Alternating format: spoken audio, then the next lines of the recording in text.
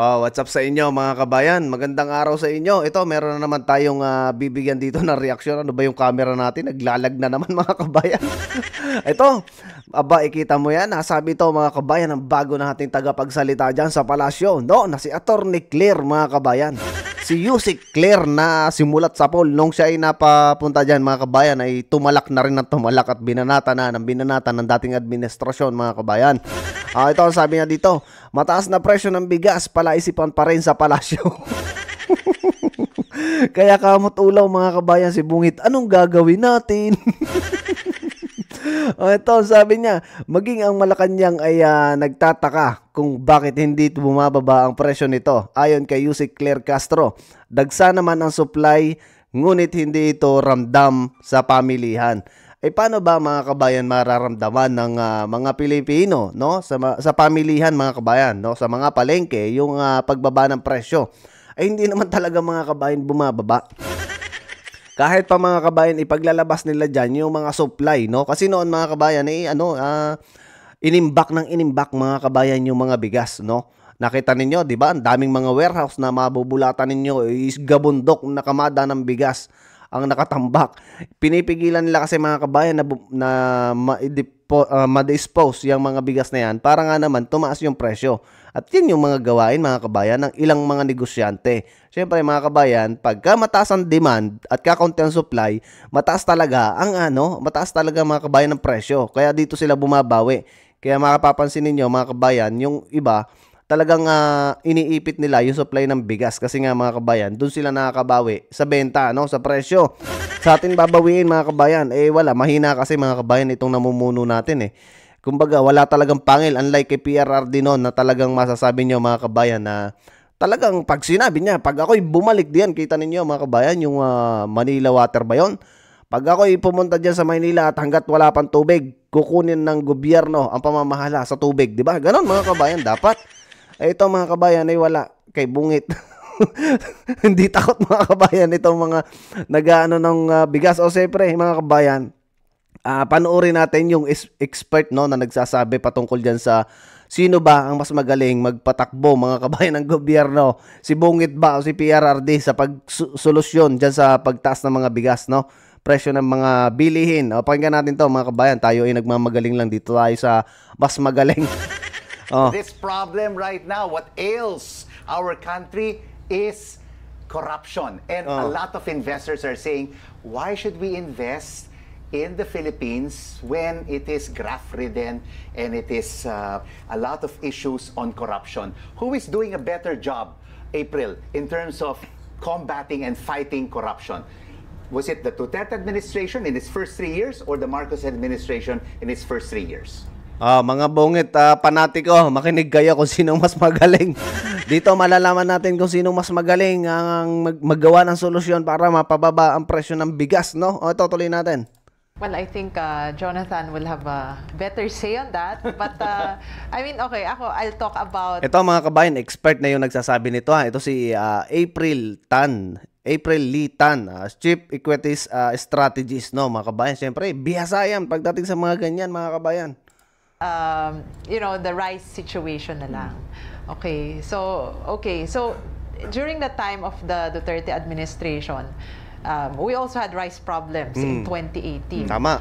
But, looking at what happened in 2018, we had... Kita nyo mga kabayan ang mga presyuhan ng bigas, pinakamataas na 45. Ngayon mga kabayan, 60. 60 mga kabayan ng bigas. Rice tarification law, rice prices went up, but then it went down right away. So... NFA rice mga kabayan, 27, hindi pa bukbukin mga kabayan. Yung ngayon kasi pinagbebenta mga kabayan sa tinatawag nilang kadiwa mga kabayan. Meron kasi nabalita no sa ABS-CBN na isinuli yung nabili niyang bigas kasi marami nung bukbok mga kabayan. Akala ko kawayan lang yung binubukbok, pati pala bigas kainaman. In other words, rice was a problem. It caused inflation to go up, but then it was addressed right away. So this time around, like for us, we're saying, we're excited because for example, there are so many things that the government is doing. For example, it reduced the tariffs on rice.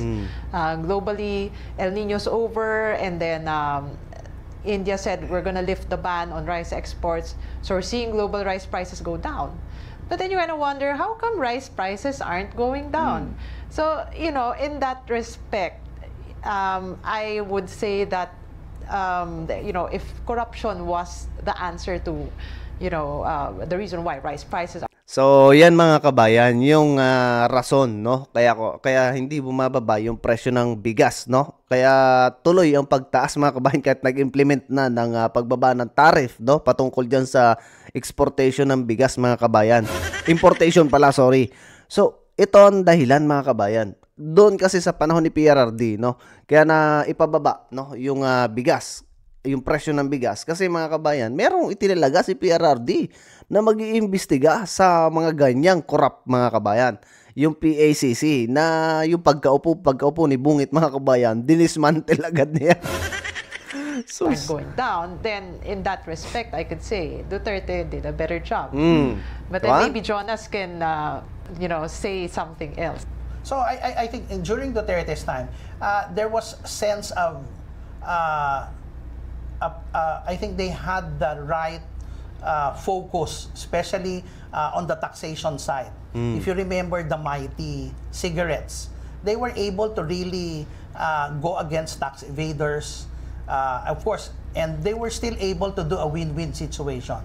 So there was an example that people were fearing, so that kept, you know, things in check. Okay, right now the difference is that there are so many problems like inflation that needs to be addressed. You have an education crisis. So all of these things are a balancing act. Because during the time of President Duterte, he established the Presidential Anti-Corruption Commission, no? In 2017, and also signed the Ease of Doing Business Act. During the time of Marcos Jr., in his first 3 years, he has focused basically on strengthening institutions and improving governance through digitalization and transparency. Both administrations have done their part to fight corruption, but is it working? April? Well, from the rice example, seems like it's not. Why is it not working? It's embedded in the system. You have to understand, any new administration, if you were president of the Philippines, you only control or appoint 6,740 people. And those that you'll appoint will only be there for 6 years. The people who are there in the system, for them to be kicked out, you need to get the Civil Service Commission and all of these things. So we need to fix the system.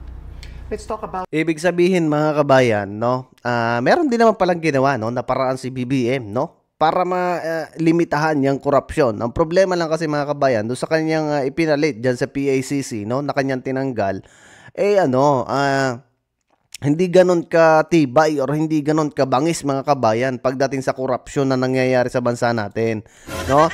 Unlike dun sa in-establish ni PRRD na PACC na talagang, kumbaga masasabi natin mga kabayan na may pangil, no? Kumbaga talagang nagtatrabaho at iniimbestigahan yung mga corrupt na officials mga kabayan. Yun yung diferensya dito sa administrasyon, no? At ito na rin yung pinaliliwanag ng dalawang expert na to patungkol dyan sa mga pagtaas ng presyo ng bilihin. Yan kasi mga kabayan ang dapat natutukan talaga ng administrasyon, yung mga korupsyon. Kaso mga kabayan, ang nangyayari ngayon, parang kinukonsinti pa ng administrasyon ngayon yung korupsyon na nangyayari sa bansa natin. Kita nyo na lang, 'di ba? Kahit siya, 'di ba? Yung nangyayari sa GAA, yung nangyayari sa BICAM pala mga kabayan, nagkaroon ba ng investigasyon doon? 'Di ba? Kahit na marami ang nagko-question, napalpak yung ginawa nila diyan sa BICAM, wala man lang mga kabayan na pahayag ito si Bungit. Ang sinasabi puro okay naman yung GAA, walang problema doon. Pero hanggang ngayon mga kabayan, hindi pa nila nasasagot, 'di ba? Naghingi pa nga sila ng 5 days extension sa Supreme Court kasi nga pinasasagot sila diyan mga kabayan patungkol diyan sa questionabling nangyari na yan sa BICAM. O, kita mo, nag-extension sila mga kabayan, ha? About inflation and the cost of living, in terms of economic management, Duterte and Marcos Jr. administrations, who is doing a better job in containing inflation? Well, basically, both are doing the same strategies by really lowering the tariffs. So I think one of the things that Duterte initially, during his first 4 years, he really focused on food security. Yan. However, towards the end, because of the challenges that they faced with 2018, as mentioned by April, the tendency was really to do short, stopgap measures, and eventually that's lowering the tariffs. However, at this point in time, we've actually done a lot of those policies to be able to bring down inflation.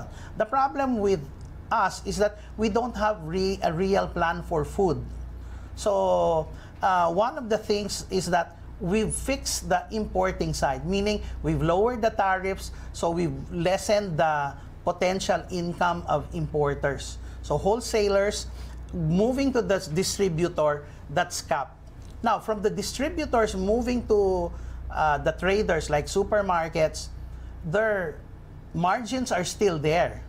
So government needs to be able to do something. Right, there really has to be a systematic strategy, a plan, no, an overall plan by the administration to be able to fix our inflation problems. But of course, over the past few quarters, we've seen inflation within the Bangko Sentral ng Pilipinas range of 2 to 4%, despite the central bank cutting rates by 3/4 of 1% already.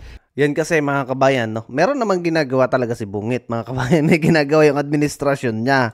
Ayun nga lang mga kabayan ng problema, no? Hindi katulad nun kay PRRD na talagang mayroong plan, no? Nag-focus sila dun sa yun nga sa sinasabi nito mga kabayang expert na to, no? Ito kasing kay Bungit mga kabayan, may ginagawa silang hakbang kaso walang plano mga kabayan. Hindi alam kung saan tutumbok yung kanilang ginagawa. Yun yung isang diferensya. Kaya hanggang ngayon mga kabayan, hindi pa rin nasusolusyonan yung pagtaas ng presyo ng mga bilihin. Yan yung malaking pagkakaiba nilang dalawa. Kita ninyo mga kabayan? Paano gagaling mga kabayan na laging lingo? Kita nyo na lang. Pati ba naman yung nakaabot ng 100 years old na taon mga kabayan? May cake mga kabayan. Ganyang kalupit. Cake lang tama na sa mga nakaabot ng 100 nung panahon ni PRRD mga kabayan. 'Di ba? Yung mga umabot ng 100 years old na mga matatanda mga kabayan. Kita nyo ano pinamimigay ni PRRD? 'Di ba? Cheque mga kabayan kay Bungit cake. Do you think that this can be maintained, April? Yeah, I think it can be maintained. Okay, if you look at inflation, you break it down. Really, it's food. Everything else is, within the 2 to 4%. So if you look at core inflation, it really is trending down. So as far as food is concerned, yes, maybe, we'll have some hiccups here and there because of bad weather conditions. But rice is a heavyweight, and if I'm looking at global rice prices, they're really going down. So we're quite confident that, once you have that addressed, inflation will stay within the 2 to 4% range. But another big problem is our utang, public debt. During the Pinoy administration, it was between 5 to 6. It ballooned to more than 13 trillion pesos during the Duterte administration, and now it's more than 16 trillion pesos during the first 3 years of the Marcos Jr. administration. How are we likely to resolve this? Because we're now close to 115, 120 million Filipinos, and each kababayan, each person owes more than 110,000 pesos to our debtors. Yeah. Well, eventually the challenge is that most of the potential gains in revenue came from, were already picked up by the Duterte administration. So they did the CREATE, they did the other adjustments to train law. So naubos na yung potential revenue stream. Now, what we have right now are the very few that could bring in some revenue, but it will directly hit the masses. So a good dapat ito mga kabayan ang kinukuhan ni Bungit, no, na mga ina-appointees niya kasi ito mga kabayan bihasa, no, kaysa doon sa mga pinaglalagay na diyan mga kabayan na kita ninyo, walang nangyayari mga kabayan. Pataas pa rin ang pataas ang inflation na dati noon mga kabayan binabalita nila dyan sa TV na gumaganda ang inflation, bumababa ang mga presyo ng bilihin, pero ito mga kabayan bumulaga na lang sa atin kilo ng kamatis 150 yata 250 mga ganon mga kabayan. O diba? Yan yung problema kasi dito kay Bungit, no. Mahilig sila mag-announce, no, ng talagang napakaganda ng performance, pero And end of the day mga kabayan, makikita nyo, 'di ba? Palpak. 'Di ba? Palpak mga kabayan. Ganyan kasi ang sinasabing walang matinding plano na ginagawa.